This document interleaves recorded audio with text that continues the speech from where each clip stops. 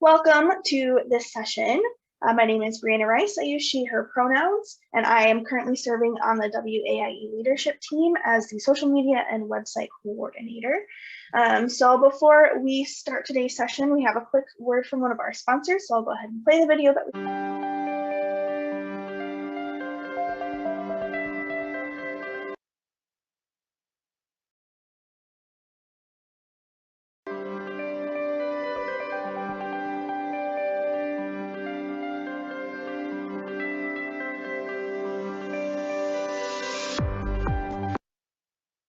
Oops.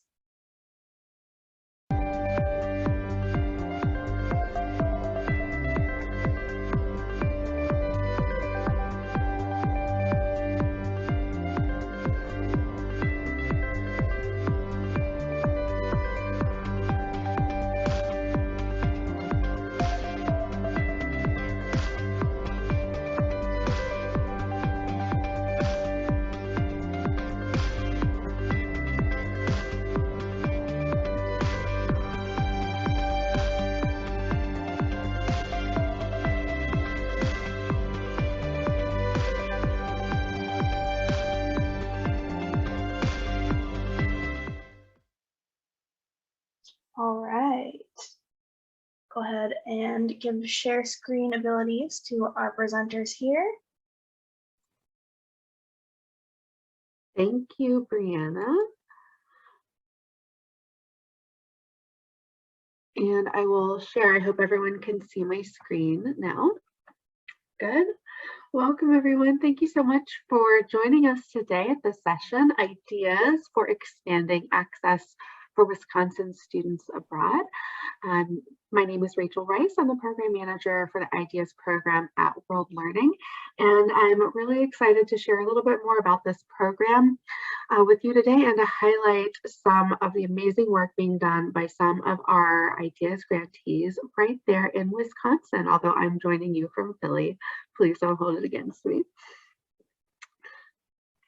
So our agenda for the day, we'll do a quick overview of the Ideas program. We're going to get some institutional perspectives from my co-presenters here, discuss some common themes, and leave plenty of time for Q&A at the end. This will be a pretty informal session, so feel free to drop any questions in the chat. I personally would also love to see what institution you are calling in from, so feel free to share that info in the chat as well, and we look forward to having this discussion with you. So as I mentioned, my name is Rachel Rice. I am a program manager at World Learning. Been here about a year and a half. Prior to that, worked at a provider and at some colleges and universities in the Northeast. I'm a little bit new to the grants world though, and so it's been a pleasure getting to work with all of these grantees and guide them through the grants process as well. And I will let all of my other co-presenters introduce themselves. Hello, everybody. My name is Yomarie Castellano. My pronouns are she, her, ella, and I am an international programs manager at the University of Wisconsin-Milkwaukee. And I can't believe I've been working in international education for the past 14 years. So excited. It's been a long time, and I'm really happy to be a part of the Ideas Grants grantee list. Hello, good morning. My name is Andria Morse, and I'm the Interim Assistant Director for Study Abroad at the University of Wisconsin-Stout. My pronouns, are she, her, hers, and glad to be able to join you today and share our perspectives on our Ideas Grant. Good morning, everyone. My name is Alisa Schley. I am the Director of Student Life at Chippewa Valley Technical College in Eau Claire, Wisconsin, and really looking forward to sharing our information with you today. Thank you, everyone. So now just to share a little bit more information about the Ideas program. I'm sure all of you are probably pretty familiar with the Gilman Scholarship and with the Critical Language Scholarship. The Ideas program is actually funded and run out of the same office at the State Department, USA Study Abroad. But it's a little bit newer than these other programs. So we're really doing our best to get the word out.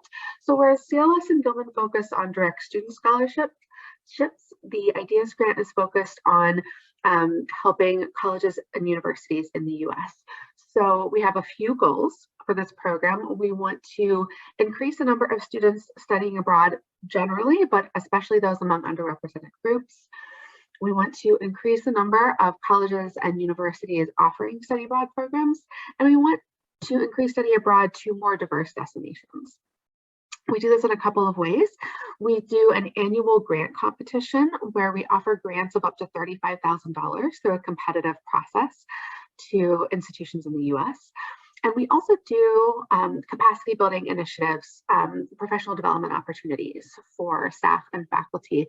We do webinars, workshops, we have an online library of resources, and we actually have a webinar coming up next week that is totally free. All of these are completely free and open to the public because they're funded by the US government. So if you're looking for some free professional development, your budget is strapped, we would love to welcome you at these live, but you can also look at our library and check out any of our past resources and past events that we've done.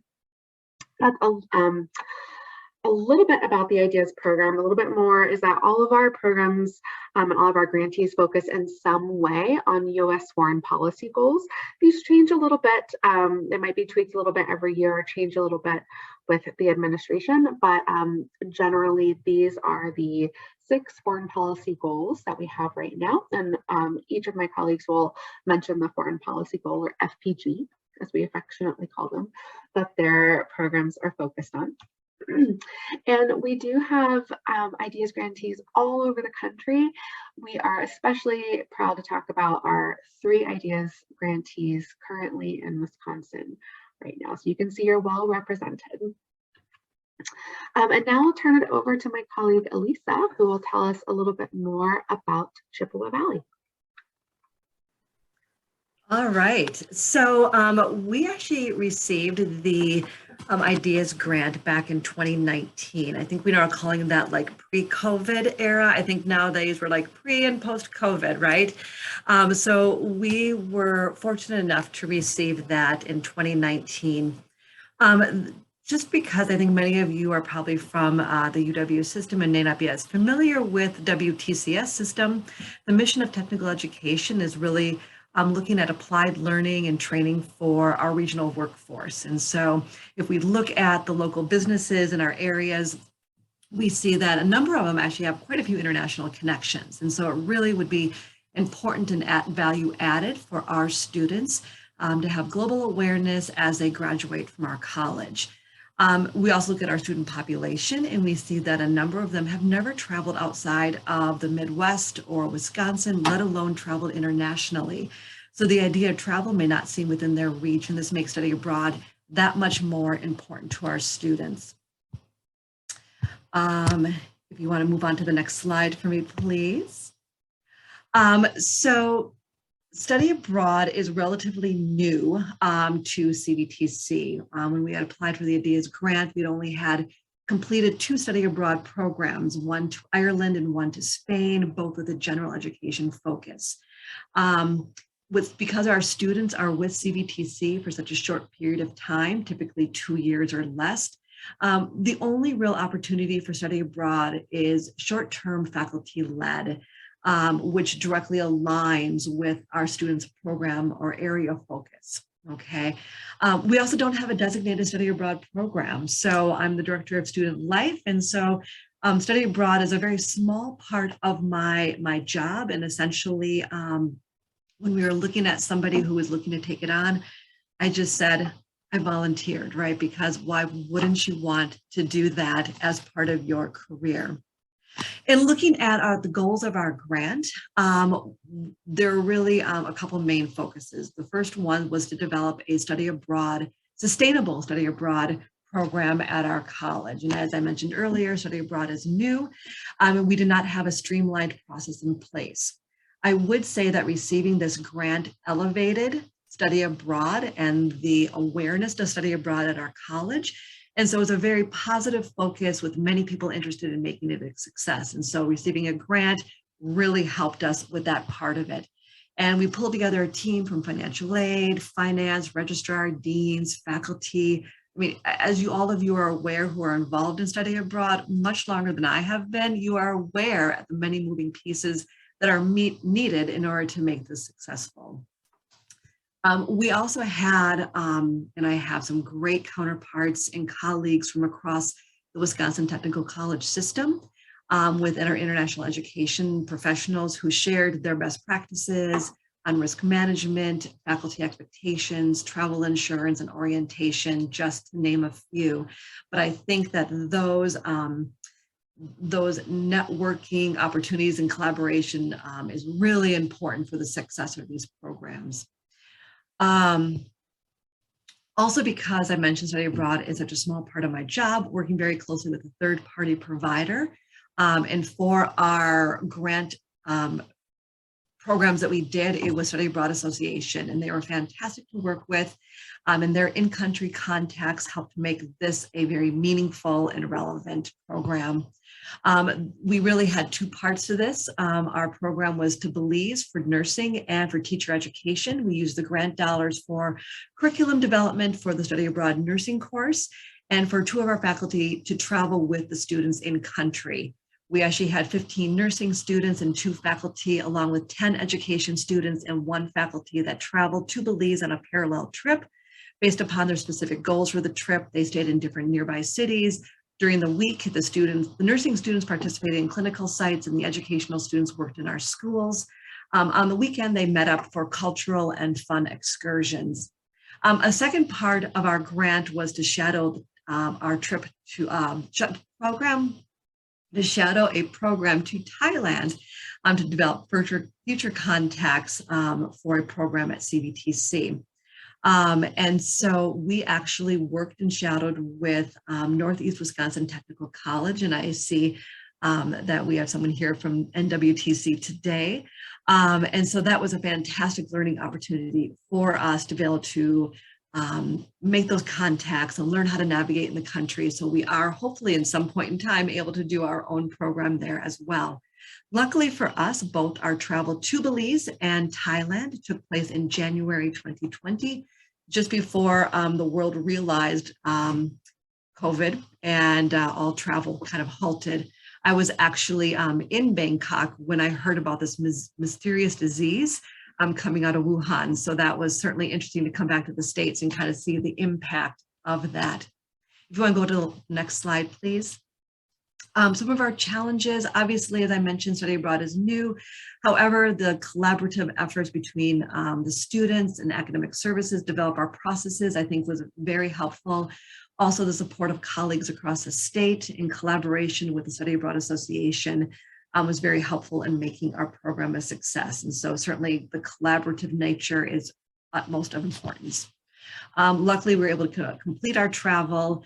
And during this time, we completed our travel. However, we did have to cancel our future programs, and we haven't been doing anything since. And so the momentum, we've lost that momentum, and that's just really, I guess, frustrating. However, CVTC has recently decided that we are able to explore and repeat our program to Belize in 2023. So very excited about that. And I will turn it over, I think, Andrea, are you next? Yes, great. Thank you, Alisa. I appreciate it. So at UW-Stout, we wrote our grant originally in 2020, and we thought it would be executed by 2021. And due to the pandemic, we've had to, well, thankfully received extensions for the Ideas grant, and we're going to launch in winterm 23. Our U.S. foreign policy goal that we're focusing on is economic development and entrepreneurship.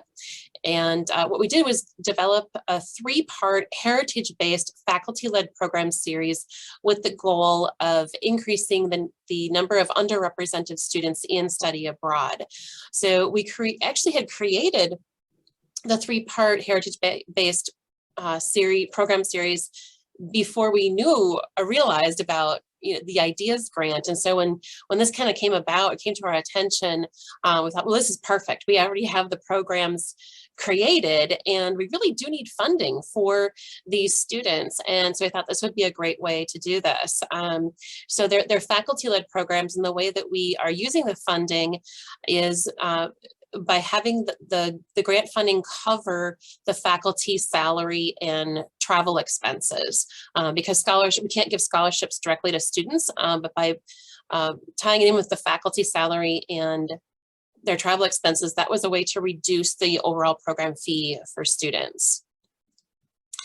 So what we did when we created the heritage-based programs, typically, we have faculty coming to us saying, this is my expertise, this is the location that I want to go to, and this is the course I want to teach. But this time we really had it be student driven, and we flipped the script and we went to the students and asked them, what would you like to study? Where do you want to go?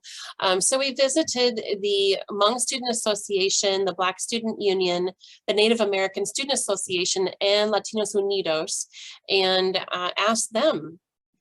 And overall, they essentially were open to going anywhere, but they did like the idea of having programs in destinations where it spoke to their heritage. And we also asked, well, what leaders, would you like to have lead your programs? And a lot of the same names were popping up in each of the organization meetings that we went to. And so we could see who some of the popular faculty were, which would definitely help with recruitment. So it was really helpful. So what we decided was for the first year, we would, the first program we created was actually to go to Cuba.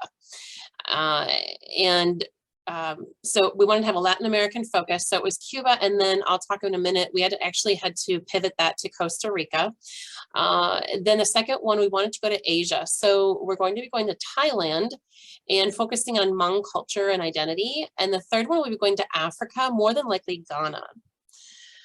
And the first one will be starting in winter or January 2023 on a faculty-led program to Costa Rica. And so then each January, so January 2024 will be Thailand, and January 2025 will be in Ghana. So when we pivoted from Cuba to Costa Rica, we had to look at, okay, what faculty could lead this program, because the faculty that we originally had leading the program departed the university during the pandemic. And so we thought, well, who can we get to lead the program to Costa Rica now?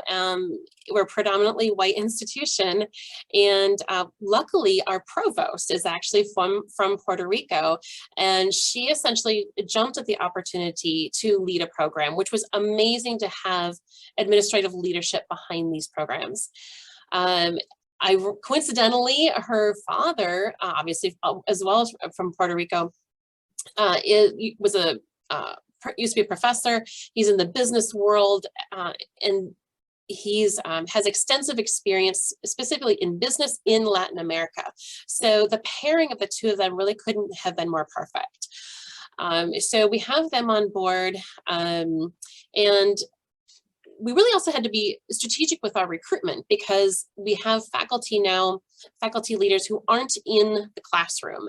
As you know, a lot of times the faculty are our best recruiters because they're in the classrooms with the students, but we were able to come up with some strategic options. We created, actually for all of our faculty-led programs, we created what we call the Faculty in 3 videos. We're short 3-minute videos. We can easily send out a link. They're on our YouTube channel. Faculty can place the link in their online platform for their classes. We use it in info sessions so that they don't have to continuously repeat the information. It's really been helpful. We're also really collaborating very closely with our Multicultural Student Services Office that's already tapped into the populations that we're targeting, and they've been very instrumental in helping us recruit for the programs. We've, again, recently just visited our Latinos Unidos organization again to let them know, okay, here we are a couple of years later. We are planning this program in 2023 to Costa Rica. We've been doing more target marketing emails to students, which has really proved very successful. You know, and obviously we use social media and we do other mass emails to students, but really changing the wording in the emails and really target marketing those students has been successful. We're also going to be tapping into our Stoutward Bound, the Stout version of Upward Bound. We'll be tapping into our Stoutward Bound students when they come in August, and talking about the program with them in hopes that they can join in January 2023. We're also using Spanish language resources that were created through an ideas grant at the Universidad del Sagrado Corazón, and they have some fantastic Spanish language resources that is helpful for families or student supporters. So we have placed those videos on our YouTube channel, as well as linked that to our program page. So we're hoping that will be helpful for them. You can go ahead, thank you. Obviously funding is very important, and so the Ideas Grant was a great seed money for us to really launch these programs and make them sustainable. So on top of the $35,000 grant, Ideas Grant, now it says we raised over $85,000 through the foundation. I like to say, actually, we kind of unlocked about 75,000 of that. And what I mean by that is there happened to be I don't know if it was an endowed scholarship or what the right terminology is, but it was essentially sitting at the foundation for about 20 years, not being used. And this initiative fit perfectly into the mission of that scholarship that was originally set up 20 years ago. So we're able to use that towards this program. And we've also been working with the foundation on the Day of Giving, which is shortly after Thanksgiving. And we're over the last 3 years, we've raised about $20,000. So because we've pivoted so much, we've been able to take more time and raise more money. So obviously the challenges that we've had, obviously the pandemic, we've had the faculty departures, we've had to work around the Department of State travel advisories, as everyone has. And because we had, changed the location, we also had to do a change of scope with the Ideas Grant. And luckily that was approved. So we're very happy about that. We've had increased costs due to the increased cost in fuel expenses and things. So the program is a bit more expensive than what we anticipated. So the funding that we have for this is even more important at this point. And obviously recruitment in a time of uncertainty overall, so that we've all experienced. So that's what we've been doing here. And I think that was the last slide, and I can turn it over to Yomarie. Thank you. Thank you, Alisa and Andria. And I have to say, I've been sitting back here like taking notes. I'm really inspired by all of the amazing things that y'all have been doing with the Ideas Grant. I mean, we were just awarded the grant last year, so everything is still in the works. So thank you for all of the tips and ideas that you've shared so far. So I'm super excited to talk about our initiatives, our initiative, Black Lives Matter, a global comparative study. So the idea was to create a course with a study abroad component that focused on the global perspective of the BLM movement, which highlights social and racial injustices in the US, but also worldwide. And the neat thing about this idea is that it aligns very well with the US foreign policy goals of democracy and human rights, as well as public health. And so with our grant, that was awarded, we used the money to cover the faculty course development and research expenses, as well as marketing, because as Andria said, we couldn't use this money to offset costs for students. So that's what we're using the money for. And so the birth of this idea really truly came after the summer 2020, the UWM Campus Dialogue on Racial Justice conversation. So after the murder of George Floyd, UWM hosted 3 different panel discussions that featured amazing African-American faculty, students, and staff. And so we listened to their concerns. And so 2 of the major concerns that were expressed during that meeting was the lack of African-American history in the UWM curriculum, as well as underrepresentation of African-American faculty, staff, and so forth. So really for us, the timing was perfect. We had this national outcry over systemic racism, obviously the ongoing protests spearheaded by the BLM movement, and really the need to highlight curriculum that focus on the African-American experience were really the reasons that we were moved to propose a UWM course with a study abroad component that ties all of these efforts together. One thing that we also noticed too within obviously our study abroad side, and it's really a challenge, is the lack of diversity of study abroad on the student and as well as the program leader. And so we really wanted to focus on creating something that would draw folks from diverse backgrounds. And so this has been a collaborative effort between CIE, so us, the Center for International Education, as well as colleagues within global and international studies. So shout out to Christine Wolf and Caroline Seymour Doran. They've been amazing throughout this process and continue to do so. And also with the support of the Division of Diversity, Equity, and Inclusion here at UW-Milwaukee. So as we've heard time and time again from our previous speakers, that collaboration buy-in is very, very important. So when we first started writing the grant, we automatically made a meeting with Dr. Chia Vang. She's the vice president of DEI, just to let her know, bring her up to speed about our ideas, and also just ways to explore funding opportunities for the study abroad component. I mean, when we were going through this process, I'm not gonna lie, we just felt like this was it. This is a great opportunity. And whether we received the funding or not from the Ideas Grant, we wanted UWM to really to do something, right? Like the proposal that we put together was speaking on the concerns that were shared by the campus community. So we were hoping that they would be supportive of our efforts, and definitely were. So fast forward, we worked with 5 African-American faculty members here at UWM to create a semester-long course.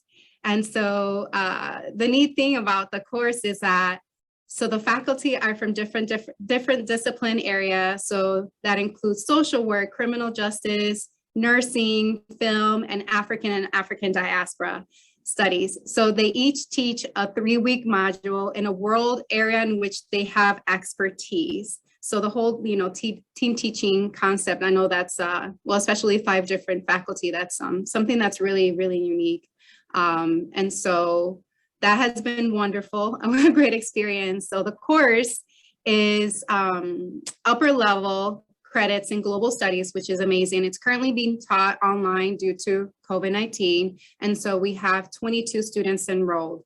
Initially, when we had worked with the faculty they did the work to create the course to get GER distinction, but unfortunately, given that it's upper level, that was not available to us, but it does fulfill the College of Letters and Science International credit, which is amazing. I think that moving forward, we will definitely lobby to make adjustments to the course so that it does get GER distinction. So, and the study abroad component, we were hoping to offer it this summer 22, but because of, again, COVID and timing, we decided to push it to winter of 23, and it will take place in the UK.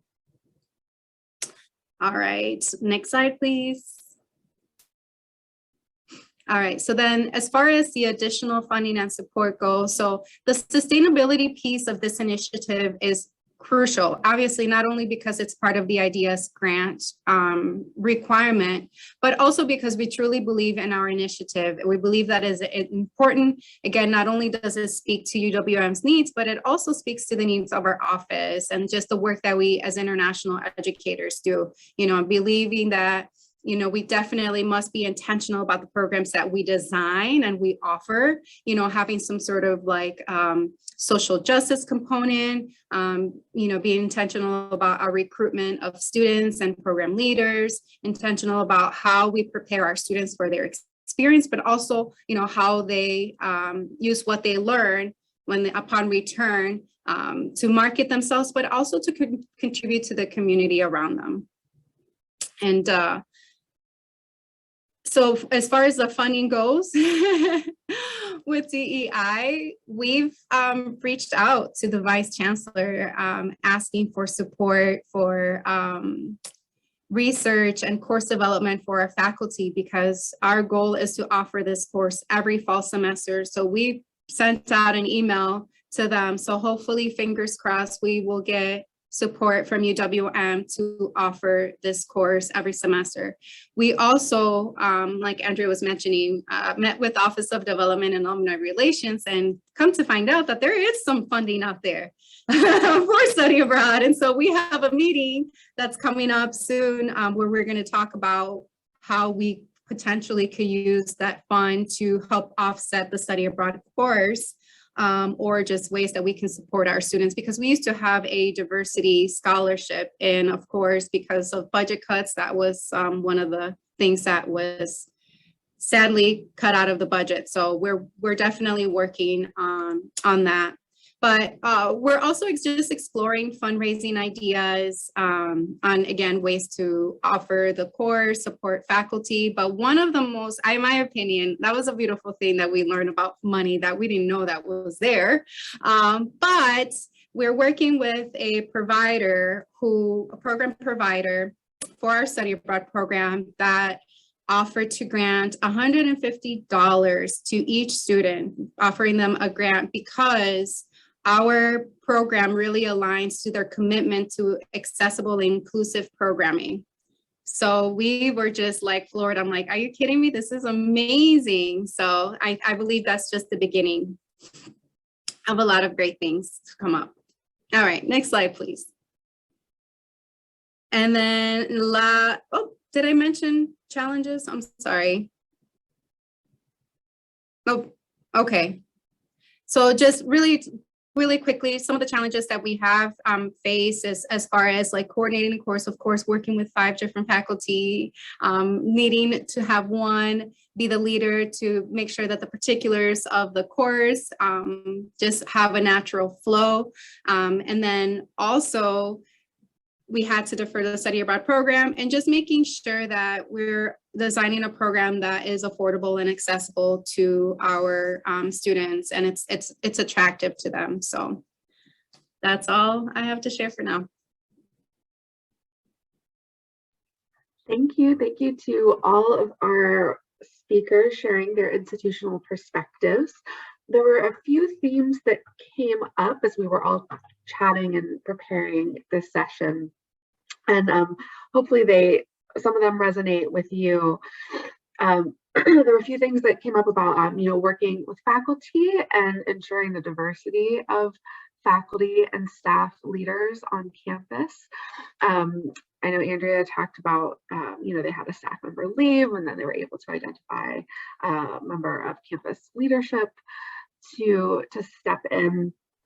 Obviously the challenges of COVID, and so Alisa mentioned, losing momentum, right? But then hopefully, some other opportunities will come along and be able to sustain this going forward. One major thing that came across through all of your presentations, I think, is the importance of collaboration on campus, but also with outside partners, with third-party providers. I would love to hear from folks in the room, in the Zoom room, if you just want to put in the chat, who has your most valuable collaborator been, either on campus or outside of campus? I'd love to see who you've been working with, because none of us does this work in a vacuum. while we're getting those questions in, or those comments in, if you have any questions for our panelists, please feel free to drop them in the chat or unmute yourself and ask them verbally.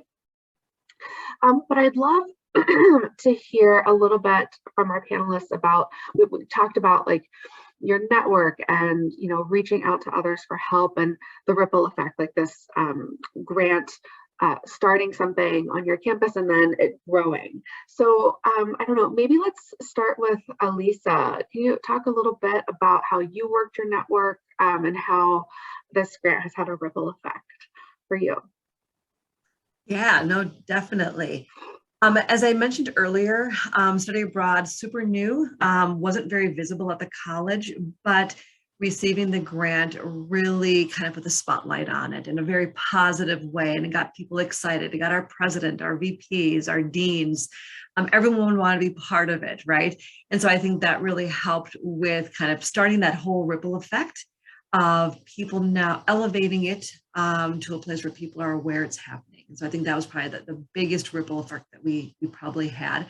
We had faculty coming from out the woodwork saying, yes, I want to travel and create a program with my students in my programs. And we see that there's so many great opportunities, especially with very program specific degrees that we offer and the opportunities that are out there. Right now, I'm also in the process of planning a culinary program to Italy for our culinary students. And so that's just one example of many of where this is going to be going. I know Alisa got some guidance and mentorship from a previous grantee, and then you've sort of paid that forward and are mentoring another grantee who's also going to Belize. Mm-hmm. Yes. Forward. Yeah, worked very closely with our counterparts across the state. WTC, just one of many. People are doing great work within the two-year system. And so I think just learning from those around us and collaborating, not just with people at our own institutions, but also that's why conferences like this, even though it's virtual, is a great place for us to kind of connect with other professionals doing similar type work. So you bring up a great point, Alisa, this collaboration and connection with other schools, you know, especially regionally. And that's one of the things we were chatting about when we were developing this presentation. I would love to hear from folks in the audience. If you want to drop the name of your institution in the chat, just see who's represented here. But this is a question for all of our panelists. If you had a wish list for regional collaboration in Wisconsin, excuse me, my cat is making himself known. What would you wish? What do you wish you could do with your colleagues across the state?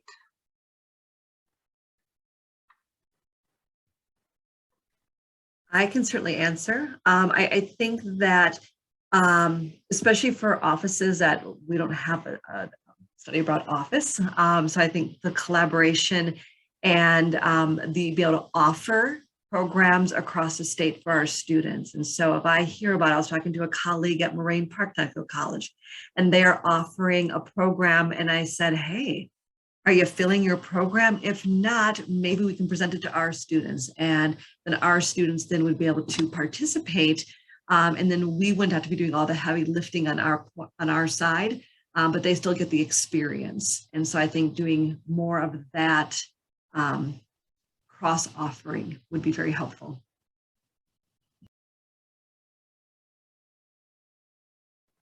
Absolutely, and that's for two-year institutions and four-year institutions. I think that's a wonderful point. So I think that, you know, because, you know, working in the UW system, I think that we could definitely do a better job, you know, sharing resources. Obviously, every university is different in terms of like access and the type of resources that are available. So working together, sharing out what are your needs, how can you help, like how can you support other institutions, whether it's like international health, the risk and safety, you know, you might have like the university might have an officer that specifically focuses on that, and maybe we don't, and perhaps, you know, just like supporting each other. I think in times where resources are you know, almost like non-existent for some of us. So how can we work together? Because I think ultimately all of, like, the students are all of our students, and it's our responsibility as international educators to work together and provide the best service to all of our students. So, you know, having these, the monthly meetings that we have in study abroad within the UW system, just having more strategic conversations about how can we support each other.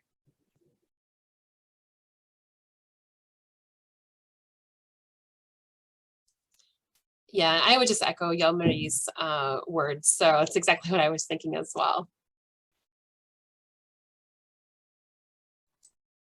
Thank you. Thank you all. We have just a couple more minutes left in the session. So I want to make sure that everyone has a chance to ask any questions, any burning questions that you may have. Panelists, I don't know if you had any questions for each other or questions for the audience.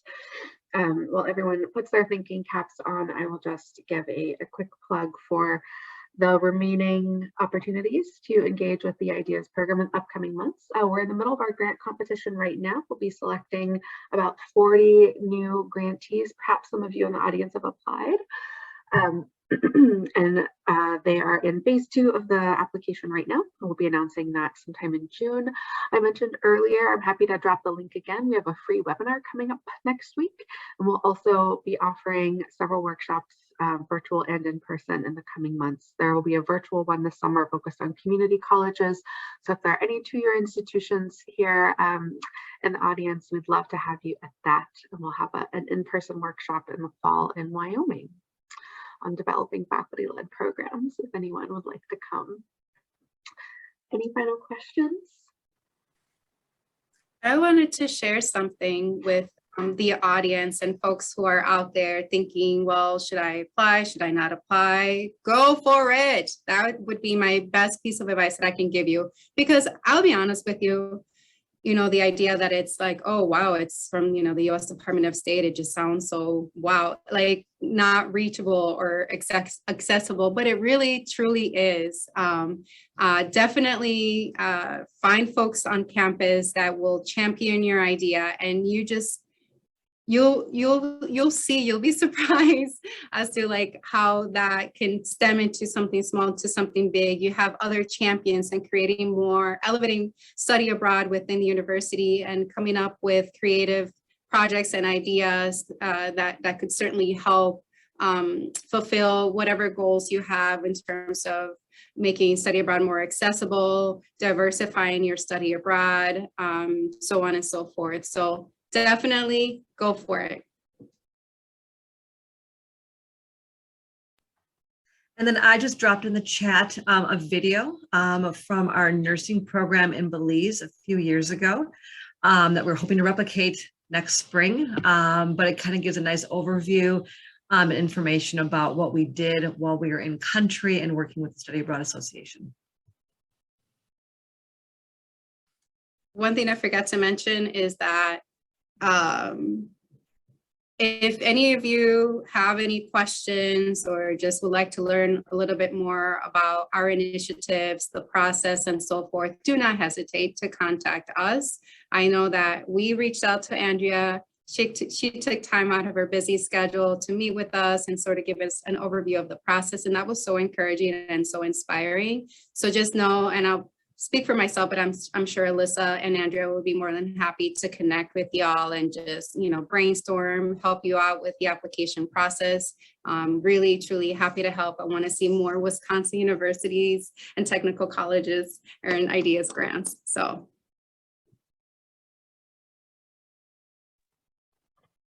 You can be our unofficial spokesperson. I'll follow that. Well, thank you all so much. I hope that you found this useful. As Yomarie said, we are all here and willing to chat with you about these opportunities. So feel free to reach out. Everyone's dropping their emails in the chat, as well as some additional links. We're at time, so we won't keep you any longer, but I hope you have a wonderful rest of the conference, and maybe we'll see you at an event sometime soon, or maybe get an application from you all in the upcoming grant cycle. Thanks, everyone.